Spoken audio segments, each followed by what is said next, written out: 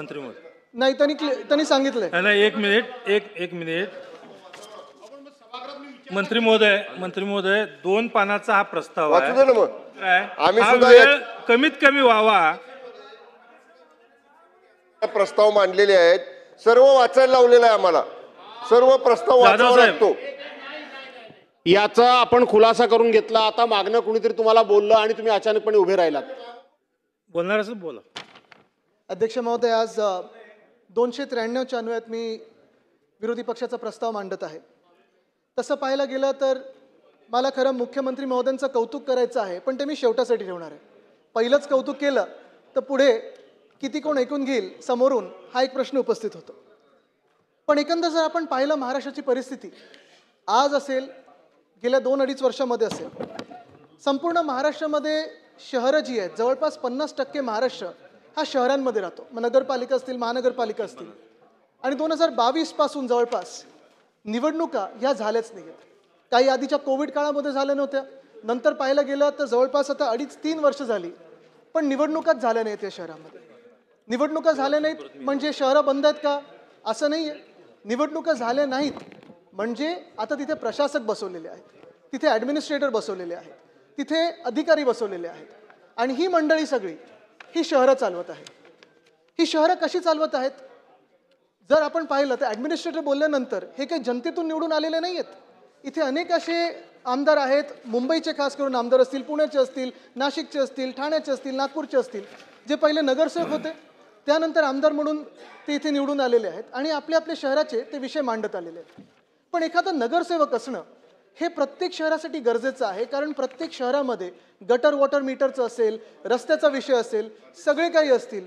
हे सगळे विषय मंत्री महोदय नाही, त्यांनी सांगितलंय. नाही, एक मिनिट मंत्री महोदय 2 पानाचा हा प्रस्ताव वाचू दे आहे. ना मग.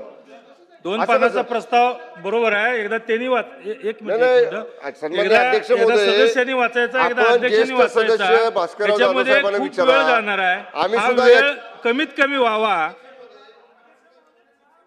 प्रस्ताव मांडलेले आहेत, सर्व वाचायला लावलेला आहे आम्हाला, सर्व प्रस्ताव वाचावा लागतो.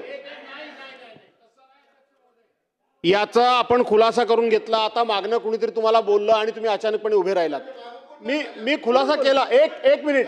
अहो ऐका तर राजे, अहो शंभूराजे ऐका तर खरं. सभागृहामध्ये या प्रस्तावाला चर्चा होण्यापूर्वी मी सुरुवात केली, अध्यक्षांनी वाचायचा असतो, नंतर तुम्हाला वाटलं तर वाचा, नाही तर आपण वाचत पण नाही. पण आता सदस्यांना भाषण करू. 2 पानाचा प्रस्ताव आहे. 2 पानाच्या प्रस्तावामध्ये एकदा आपण वाचणार, परत तो प्रस्ताव मी वाचणार आणि सभागृहाचा वेळ वाचावा म्हणून हा आपला मधला मार्ग काढलेला आहे. त्यामुळं आपण हा 293चा पुढे चर्चा चालू ठेवावी. आम्ही सुद्धा विरोधी पक्षाचे सदस्य असताना त्या बाजूने प्रस्ताव मांडलेले आहेत. आम्ही प्रस्ताव वाचलेला आहे आणि आम्ही प्रस्ताव वाचल्यानंतर मान्य अध्यक्षांनी एवढं सांगितलेलं आहे, मान्य सदस्यांनी विरोधी पक्षाच्या वाचलेल्या प्रस्तावाप्रमाणे चर्चा सुरू होईल. तुम्ही जुनं रेकॉर्ड काढा, जुनं प्रोसिडिंग काढा. शेवटी आपल्या चर्चा चालू करू. आपण सन्मान्य चर्चा चालू करू. अमीनभाई पटेल अध्यक्ष, आता सभागृहाचा वेळ वाचवण्याकरता आपण सन्माननीय सदस्यांना विनंती आहे, चर्चा चालू करू. सन्माननीय सदस्य अमीनभाई पटेल.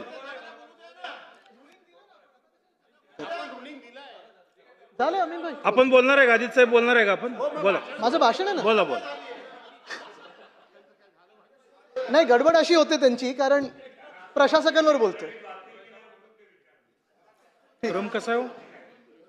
तर अध्यक्ष महाराज, मी जे सांगत होतो, एक मिनिट 5 मिनिट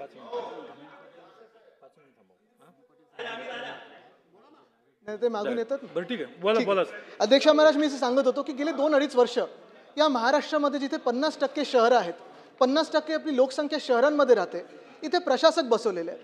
प्रशासक बसवल्यानंतर साधारणपणे स्थानिक नागरिकांनी, सामान्य माणसांनी, प्रत्येक व्यक्तीने जायचं कोणाकडे? नगरसेवकाकडे जायचं, आमदाराकडे जायचं, खासदाराकडे जायचं. आणि मग नगरसेवक नसल्यानंतर गटर वॉटर मीटर हे प्रश्न सोडवणार तरी कोण? वेगळ्या वेगळ्या शहरांमध्ये आपली आपली पद्धत आहे, प्रशासनाची पद्धत असते. त्याच्यात तुम्ही वॉर्ड ऑफिसरकडे जाता, DMC कडे जाता, AMC कडे जाता. पण हे सगळं करून देखील प्रश्न काही सुटत नाही. अनेक टेंडर अशी काढली जातात, अनेक कामं अशी काढली जातात जिथे आपल्याला दिसतं, स्पष्टपणे दिसतं. आणि मग काही सत्ताधारी पक्षातले लोक हा विषय घेतात, काही आम्ही विषय घेतो की कुठे ना कुठेतरी गफलत झालेली आहे, घोळ झालेला आहे, घोटाळा झालेला आहे, गडबड झालेली आहे. आणि ही सगळी गडबड ह्याच्या मागे नक्की कोण आहे, तर हे कोणी उत्तर द्यायला पुढे येत नाही. मुळात जनप्रतिनिधी नसल्यामुळे, लोकातून निवडून आलेले प्रतिनिधी नसल्यामुळे ह्यांना काही पडलेलीच नाहीये. अधिकारी आपल्या सहीवर चालवत आहेत, आपलं आपलं प्रत्येक ठिकाणी मंडळ बनवलेलं आहे. आणि हे सगळं पाहिल्यानंतर अध्यक्ष महोदय, मला 2 ओळी मी ज्या काही आत्ता पाहिल्या होत्या त्या लक्षात येतात. परिस्थिती शहरांची बघा कशी आहे. शेर मी बोलतोय, लोढा साहेब ऐकून घ्या. लगाकर आग शहर को बादशाह ने ये कहा, लगाकर आग शहर को बादशाह ने ये कहा, उठा है दिल में तमाशे का शौक बहुत, उठा है दिल में आज तमाशे का शौक बहुत, झुका के सर, म्हणजे हे सगळे अधिकारी, झुका के सर सभी शाहपरस्त बोल उठे, हुजूर का शौक सलामत रहे, शहर और भी बहुत है. ही परिस्थिती अशी झाली अध्यक्ष महोदय. तुम्ही मग मुंबई घ्या, ठाणा घ्या, पुणे घ्या, नाशिक घ्या, नागपूर घ्या, कोल्हापूर घ्या, वसई विरार घ्या, सोलापूर घ्या, प्रत्येक शहरामध्ये आज प्रशासक बसवलेले आहेत.